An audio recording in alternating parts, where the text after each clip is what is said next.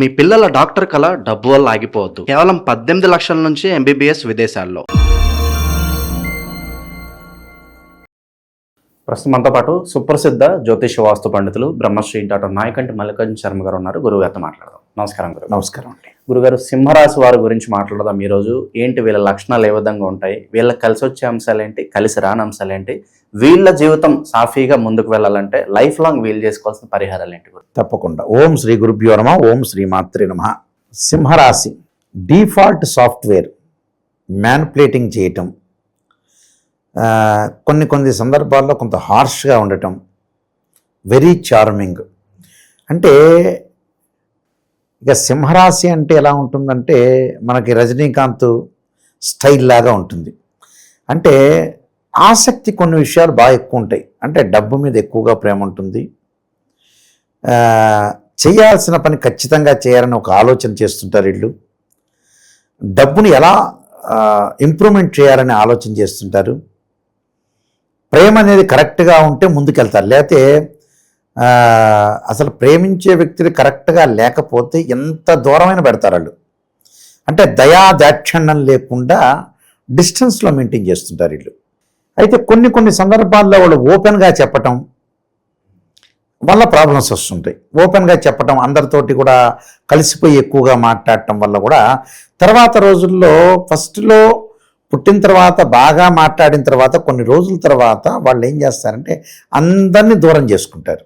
అంటే మనిషిని ఇంకా తీసి అవతల పడేస్తారు. ఇంకా అంటే వీళ్ళు మంచివాళ్ళు కాదు అని వాళ్ళ యొక్క క్యారెక్టర్ని మొత్తం కూడా కనిపెట్టిన తర్వాత వీళ్ళు డిస్టెన్స్ మెయింటైన్ చేస్తారు. అక్కడ మ్యానిపులేటింగ్ చేస్తారు. ఇక్కడ అంటే వాళ్ళని అవసరమైతే ఇంకా వాడుకొని వదిలేస్తారని అర్థం. అంటే దయాదాక్షిణ్యం లేకుండా వీడు మంచివాడు కాదు, వీడి క్యారెక్టర్ కరెక్ట్ లేదు, నేను మంచిగా ఉన్నాను, నేను గుడ్ పర్సన్, ఎక్సలెంట్ పర్సన్ని, ఎదుటి వ్యక్తి ఎక్సలెంట్ పర్సన్ కాదు, నేను ఇంత హెల్ప్ చేశాను, అతని యొక్క ఎదుటివాడి యొక్క క్యారెక్టర్ని అనాలిసిస్ చేస్తారు. అనాలిసిస్ చేసి ఎంబటే ఒక 40 years 50 years కాగానే ఎంబటే అతను డిస్టెన్స్లో పెట్టేస్తారు. డిస్టెన్స్లో పెట్టి వీళ్ళని దూరంగా ఉంచుతారు. అంటే దూరంగా ఉంచే అవకాశాలు ఎక్కువగా ఉంటాయి. కాబట్టి ఇక్కడ ఏమవుతుందనంటే అందులో మా సింహరాశి వాళ్ళకి మకా, పుబ్బ, ఉత్తరా నక్షత్రాలు ఉంటాయి. మకా నక్షత్రం 4 పాదాలు, పుబ్బా నక్షత్రం 4 పాదాలు, ఉత్తరా నక్షత్రం 1వ పాదం ఉంటుంది. ఇందులో స్పెషల్గా మకా నక్షత్రం వాళ్ళకి ఏంటంటే మెజారిటీ ఆఫ్ ద పీపుల్ని మనం తీసుకునేటట్టయితే గ్యాస్ ట్రబుల్ ఉంటుంది. అబ్డామెన్ సంబంధించిన విషయాలు 10 మందిలో 8 మందికి ఉంటుంది. ఎగ్జాక్ట్లీ అది 8 మెంబర్స్కి గ్యాస్ ట్రబుల్ ఉండే అవకాశాలు ఎక్కువ ఉంటాయి. అంటే కొద్దిగా మొండి పట్టుదల కూడా ఉంటుంది. మఖా నక్షత్రం వాళ్ళకి మొండిగా ఉండే అవకాశం ఉంటుంది. ఎవరు చెప్పినా వినడు సీతయ్య, ఎవరు చెప్పినా రజనీకాంత్ వినడు. అంటే ఒక రకంగా పెదరాయి టైపు. అంటే సింహరాశి వాళ్ళు సింహం లాంటి వాళ్ళే, కానీ పెదరాయి టైపు. అలా ఆలోచన చేస్తున్న మొండితనం ఎక్కువ ఉంటుంది. ఎవరైనా చెప్పినా తన మన ఆలోచన చేయరు. వాళ్ళకి నచ్చిందే వాళ్ళతోటి మ్యూచువల్ అండర్స్టాండింగ్ మీటింగ్ పెడతారు, నచ్చలేదా డిస్టెన్స్ మెయింటైన్ చేస్తారు. అంటే ఎవరినన్నా అణచాలా అణచేస్తారు, తొక్కేస్తారు. అంటే కిందకి తీసుకుని వెళ్తారు. ఇష్టం లేని మనుషుల్ని ఎవరిని కూడా వాళ్ళు కొన్నాళ్ళు ఇష్టపడతారు. ఇష్టపడిన వ్యక్తులు కరెక్ట్గా ఆనెస్ట్గా లేకపోతే, నీతి నిజాయితీ లేకపోతే వాళ్ళని ఎలా అయినా సరే తొక్కే అవకాశాలు ఉంటాయి. సింహరాశి అంటే సింహంలాగా తొక్కేస్తారని అర్థం. అలా ఆలోచన చేస్తారు. ప్రేమించారా, లవ్ అట్రాక్షన్ ఉందా, ప్రేమికుల మధ్యలో లవ్గా ముందుకు ప్రేమిస్తారు. అది భార్యనైనా భర్తనైనా మేల్ ఆర్ ఫిమేల్ బాగా ప్రేమిస్తారు. ఒకళ్ళ మోసము చీటింగ్ ఉందంటే వీళ్ళు తట్టుకోలేరు. అంటే చీటింగ్ ఏదైనా ఉందనుకోండి, తట్టుకునేంత సామర్థ్యం ఉండదు. ఇక జీవితంలో వాడి లైన్ కూడా వెళ్ళరు. వాళ్ళు ఒక ఏరియాలో ఉంటే ఇతను చీటింగ్ పర్సన్ అంటే వాళ్ళ వైపు కూడా వెళ్ళరు. అలా ఆలోచన చేస్తారు వాళ్ళు. కానీ అప్పుడప్పుడు మళ్ళీ ఏం చేస్తారంటే తగ్గుతూ ఉంటారు.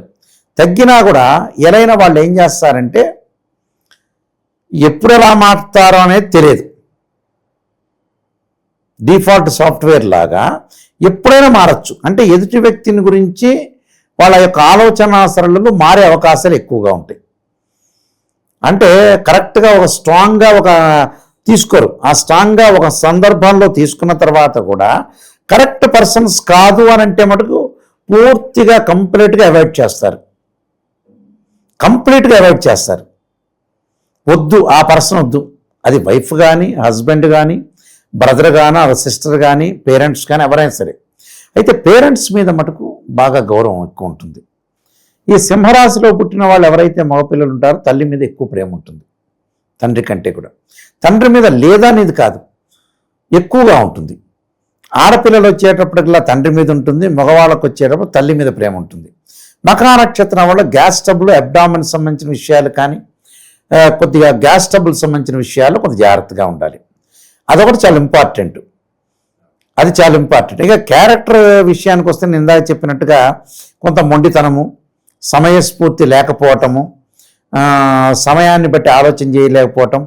ఎవరైతే బ్యాడ్ క్యారెక్టర్ ఉంటుందో దాన్ని డిస్టెన్స్లో ఉంచుతారు. వీళ్ళు హెల్పింగ్ నేచరే, అందరికి హెల్ప్ చేస్తారు. బట్ హెల్పింగ్ చేసిందో అతను చీటింగ్ చేస్తే మటుకు వీళ్ళు అగ్రి కారు.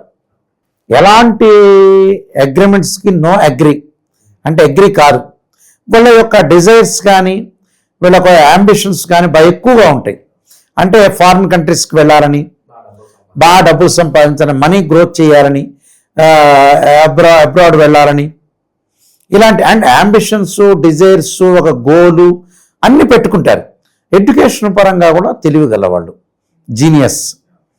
అలానే ఎమినెంట్ పర్సన్స్ తోటి కన్సల్ట్ చేయాలని, ఎక్కువగా మంచి వ్యక్తులతోటి ఆలోచన, ఒక మంచి లగ్జరీగా అనుభవించాలని, ఒక కార్ తీసుకోవాలని.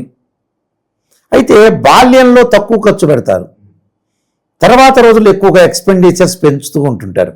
చిన్నప్పుడు ఒక పిసినారితనంగా ఉంటాడు, పెద్ద అయిన తర్వాత వచ్చేటప్పుడు ఖర్చు పెట్టాలని ఒక ఆలోచన థింక్ చేస్తుంటాడు. అలాంటి ఆలోచనలు బాగా కలిగే అవకాశాలు ఎక్కువ ఉంటాయి. అయితే గ్రోత్ బాగా ఎక్కువ ఉంటుంది వీళ్ళకి. స్థిరాస్తులు, చరాస్తుల పరిస్థితి ఏంటి గురుగారు? తల్లిదండ్రుల యొక్క ఆస్తులు సంక్రమించే అవకాశాలు ఉంటాయి ఈ రాశి వారికి. తండ్రి ఖచ్చితంగా వీళ్ళకి ఒక సపోర్ట్ చేసే వ్యక్తిగా ఉంటారు. సపోర్ట్ చేసి అన్ని క్లియరెన్స్ చేసే అవకాశాలు ఎక్కువగా ఉంటాయి. అంటే నువ్వేం చేసినా చేయకపోయినా తండ్రి ఏం చేస్తారంటే కూతురికి కానీ కొడుకు కానీ నువ్వు ఏం జాబ్ చేసినా చేయకపోయినా వీళ్ళ యొక్క పేరెంట్స్ అన్నీ కూడా అమరుస్తారు. అంటే అమరుస్తారంటే అన్ని రకాలుగా, అంటే కొంతమందికి ఉంటారు పాపం పేదవాళ్ళు, రకరకాల వడ్డించిన విస్తరి కాదంటారు. ఇక్కడ ఏంది, కేక్ వాక్ అన్నీ కూడా ఉంటాయి ఇక్కడ. అక్కడ వాళ్ళు చేయాల్సింది ఏమి ఉండదు, అక్కడ అన్నీ ఉంటాయి అక్కడ స్థిరంగా. అంటే బ్యాంక్ బ్యాలెన్స్ కానీ, ఎసెట్స్ కానీ, రెంట్ కానీ, ఇలాంటివన్నీ కూడా, గోల్డ్ కానీ, ఇలాంటివన్నీ ఎక్కువగా అమర్చే వ్యక్తులు పేరెంట్స్ దొరుకుతారు వీళ్ళకి. అంటే ఆ పేరెంట్ దొరకటం కాదు, పేరెంట్స్లో వీళ్ళు పుడతారు.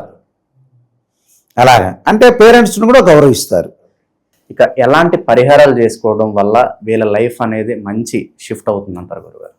వీళ్ళు ఖచ్చితంగా ఆరాధన చేయాల్సింది ఏంటంటే, సింహరాశి వాళ్ళు ఖచ్చితంగా పరమేశ్వరుణ్ణి, విష్ణువును రెండు ఆరాధన చేయాలి.